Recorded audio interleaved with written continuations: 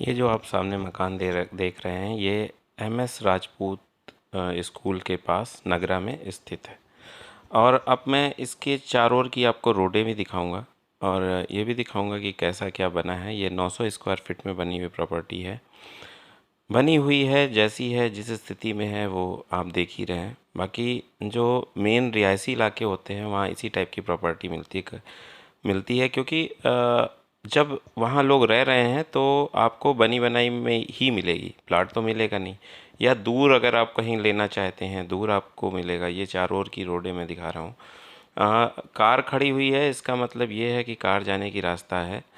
Corner का मकान है और बहुत ही मतलब ऐसी जगह है जहाँ पे लोग रहते हैं, आते जाते हैं। अ, ऐसी प्रॉपर्टी नहीं है कि जहाँ लोग ना रहते हों और बहुत दूर हो, जहाँ से आपके बच्चे को स्कूल जाने में दिक्कत हो, जहाँ से आपको कन्वेंस की दिक्कत हो। तो ऐसा नहीं है, सब कुछ एकदम सही और उचित जगह पे है। ये कार देख रहे हैं तो कार आराम से आ जा लेगी, कार जाने में दिक्कत नहीं है। और एक कार की जगह और है जैसा आप देख रहे हैं। मैं आपको अंदर का भी व्यू दिखाता हूँ इस मकान के। उससे पहले मैं कुछ बातें करता हूँ। जब आप कोई प्रॉपर्टी खरीदते हैं, 900 स्क्वायर फीट की खरीदते हैं, 1000 से नीचे की, तो मोस्टली ये माना जा रहा है कि उसमें नक्शा पास और इस टाइप की चीज़ों की ज़रूरत नहीं होती है।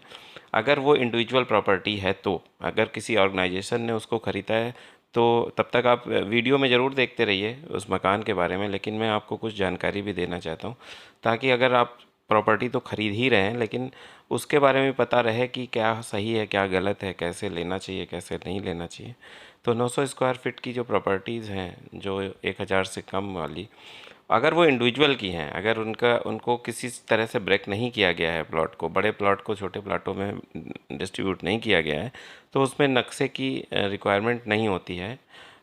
ऐसा होता है। बाकी तो इसमें लोन आसानी से हो जाते हैं। इस टाइप की प्रॉपर्टी में कोई आगे दिक्कत नहीं आती है हाउस टैक्स वगैरह वगैरह की। और लोन जो सबसे इम्पोर्टेंट है सेट। मैं एक चीज़ और आपको बताऊँ, आप प्रॉपर्टी लेने जा रहे हैं तो एक मेरी सलाह रहेगी कि मोस्टली सबसे पहले कोशिश करें कि सेंट्रलाइज बैंक से ही लोन लें। जैसे एसबीआई हो गया, पंजाब नेशनल हो गया, जो सरकारी आप लोग समझते हैं उसको नेशनलाइज बैंक बोल सकते हैं।